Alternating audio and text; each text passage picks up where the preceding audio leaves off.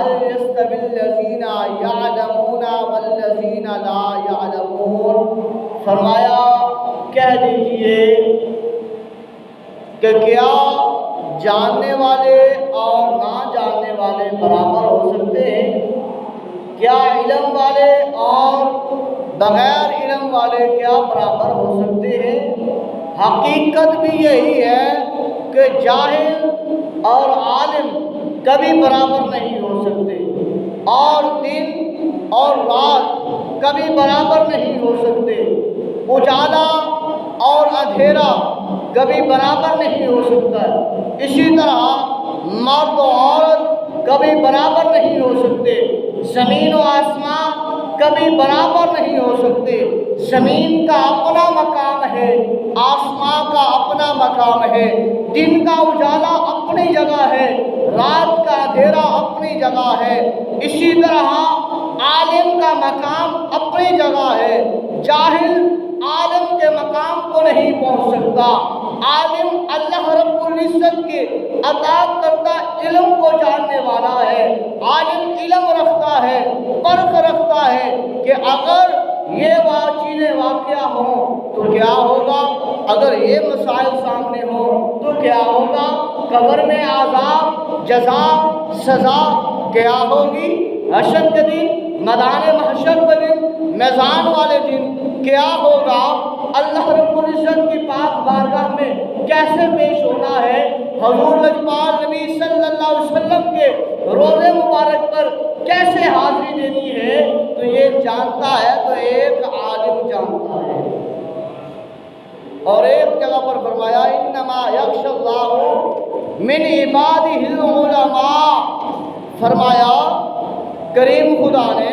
اللہ تعالیٰ سے اس کے بندوں میں وہی ڈرتے ہیں جو علم رکھنے والے ہیں،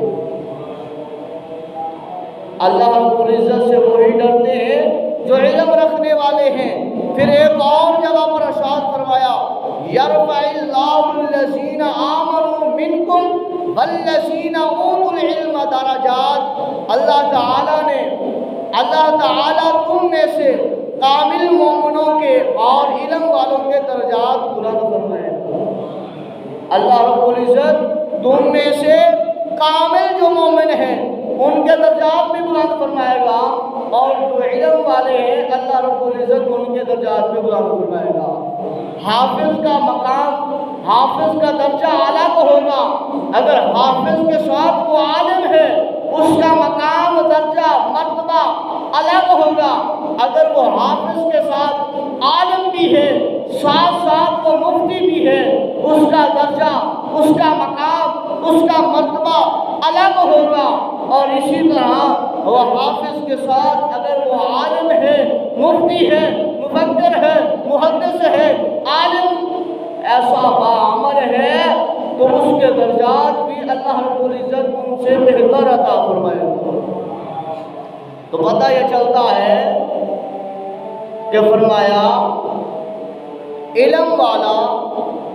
جاہل سے بہتر ہے، علم والا جاہل کے برابر نہیں ہے۔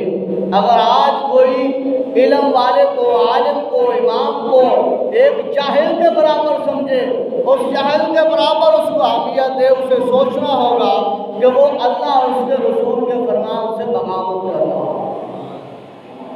اللہ اس کے رسول سے، اس کے فرمان سے، اس کی خوشنودی سے وہ دور ہو رہا ہے۔ وہ محبت اس میں ہوگی، پیار اس میں ہوگا، مودت اس میں ہوگی، ادب اس میں ہوگا، مقام اسے ملے گا، عزت اسے ملے گی کہ جو عالم دین کی عزت کرے گا، احترام کرے گا، ادب کرے گا، جو اسے اپنے سے ہزارہ گنے